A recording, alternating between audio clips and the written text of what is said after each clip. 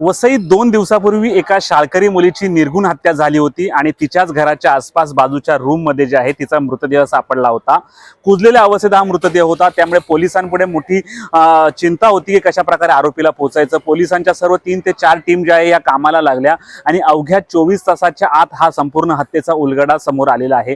ही हत्या एका अल्पवयीन मुलाने केलेली आहे आणि हा मुलगा जे आहे ह्या चांदनी 6 या ज्या मुलीची हत्या झाली त्याच्याच बाजूला राहतो।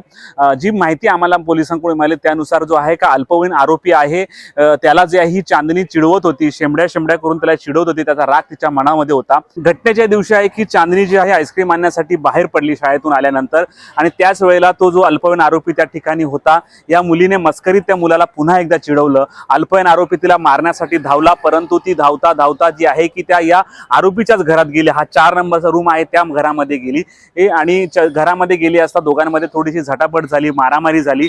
आरोपीने जे आहे की चांदनीचा गळा दाबला, तोंड दाबलं। त्याला तिचं मारण्याचं इंटेन्शन नव्हतं, परंतु या झटापटीत तिचा मृत्यू झाला। मृत्यू झाल्यानंतर तो मोठ्या प्रमाणावर घाबरला, त्याने तो चांदनीला तिथे सोडलं आणि तो बाहेर पडला। ह्या 4 नंबर रूम मध्ये ही हत्या झाली। 5 नंबर रूम मध्ये तिचा मृतदेह सापडला होता आणि या 6 नंबर रूम मध्ये जे आहे की चांदनीचे आई वडील हे रात्री झोपायला असायचे। ही घटना जो अल्पवयीन आरोपी आहे त्याच्या वडील संध्याकाळी घरी आल्यानंतर त्यांना समजली। वास्तविक पाहता वडिलांनी ही संपूर्ण घटना पोलिसांना सांगायला पाहिजे होती, परंतु या हत्येमध्ये प्रत्यक्ष सहभाग नसला तरी मृतदेहाची विल्हेवाट लावण्यामध्ये यांचा सहभाग होता। सुरुवातीला त्यांनी अशी कल्पना केली होती, युक्ती लढवली होती की त्याच ठिकाणी खड्डा करायचा आणि त्या जागेवर जे आहे की चांदनीचा मृतदेह पुरायचा, परंतु जे आहे की चांदनीचे 2 दिवस आहे 4 नंबरच्या रूम मध्ये तिचा मृतदेह पडून होता आणि जेव्हा या घटनेमध्ये जेव्हा एरियामध्ये फलक लागले गेले की चांदनीचे हरवली असल्याचं आम्हाला कळवा, त्यामुळे हे कुठेतरी घाबरले आणि त्यांनी चांदनीचा मृतदेह आहे एका प्लास्टिकच्या गोणीत टाकला आणि या बाजूच्या 5 नंबर रूम मध्ये हा मृतदेह ठेवला। परंतु म्हणतात ना, आरोपी कुठलीही चूक केल्यानंतर कुठली ना कुठली एखादी जे आहे की युक्ती मागे राहून जाते किंवा एखादा पुरावा मागे राहून जातो। पोलिसांनी 24 तास या संपूर्ण परिसराची पाहणी केली आणि अखेर पोलिसांना चांदनीची चप्पल सापडली। चांदनीची चप्पल जी आहे की 4 नंबर रूमच्या बाहेर होती। जर चांदनी आईस्क्रीम खायला बाहेर पडली तर त्याची चप्पल 4 नंबर रूम मध्ये काय करते, हाच मोठा पुरावा जो आहे की पोलिसांना सापडला आणि त्यावेळी पोलिसांनी अल्पवयीन आरोपीच्या वडिलांना ताब्यात घेतलं। त्यांना थोडा पोलिसी खाक्या दाखवल्यानंतर त्याने ही संपूर्ण घटना उघडकीस आणली।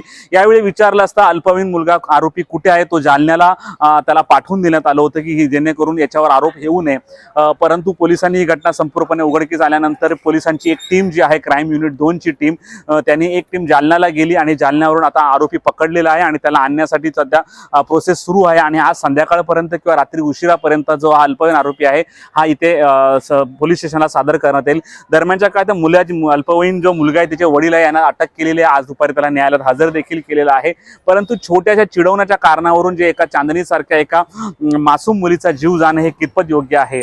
त्यामुळे ह्या हल्लीच्या लहान मुलांना किंवा तरुण पिढीला हे फार मोठं शिकण्यासारखं आहे की ठीक आहे, थट्टा मस्करी ही चालत असते, परंतु थट्टा मस्करी कोणाच्या जीवावर बेतू नये आणि कोणासोबत असं होऊ नये। याबाबत आपल्याला न्याय मिळाला पाहिजे अशी जी भूमिका आहे की चांदनीच्या भावाने व्यक्त केली। चांदनीचा भाऊ नेमका काय म्हणतो आपण ऐकूया। नाम शाह हेमबाबू विजय है। जिस लड़की के साथ हादसा हुआ मैं उसका भाई हूँ।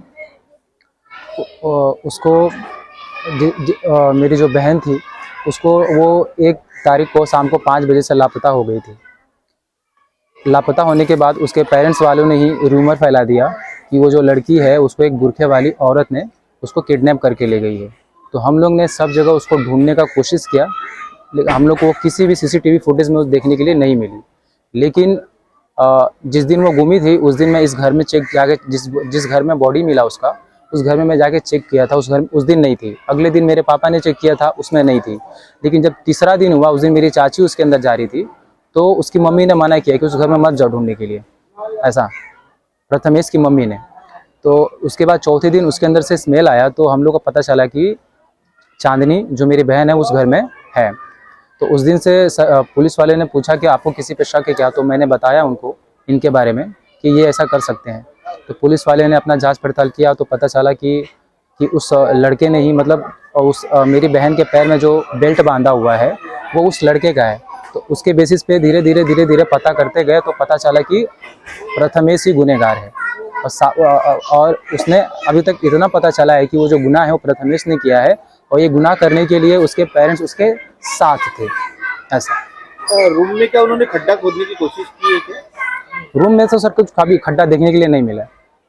ये 2 दिन जो लड़की उनके घर में ही थी क्या? हाँ, उसने उसके पापा ने ऐसा बोला कि 2 दिन तक बॉडी जो है मैं अपने घर में ही रखा था। जब उसके अंदर से स्मेल आने लगा तो उसने बाजू वाले रूम में शिफ्ट कर दिया। अब आप क्या चाहते हो? अब हम यही चाहते हैं कि जिस तरीके से उसने मेरी बहन को मारा है, उसी तरीके से जिसने भी मारा है, उस लड़के ने मारा या उसके साथ जो भी मिलके मारा है उसको, उसके पेरेंट्स वाले या उसके साथ कोई भी हो, जितने भी विक्टिम है सबको वही सजा मिलनी चाहिए जो करतूत उसने मेरी बहन के साथ किया है, सेम वैसे उसके साथ भी पहले होना भी चाहिए। झगड़ा था क्या आपका और इनका? थोड़ा बहुत सर नेबर में तो होते रहता है, तो झगड़ा पहले इतना ही था कि जैसे एक मेजर इंसिडेंट ये है कि मतलब एक दिन ना मम्मी शाम को पूजा करने के लिए आ रही थी, तो उसके पापा पिए हुए थे, है ना, वो गाली देने लगे मेरी मम्मी को और मेरी मम्मी का हाथ पकड़ा, मतलब मारने के लिए उठ गए थे ऐसा।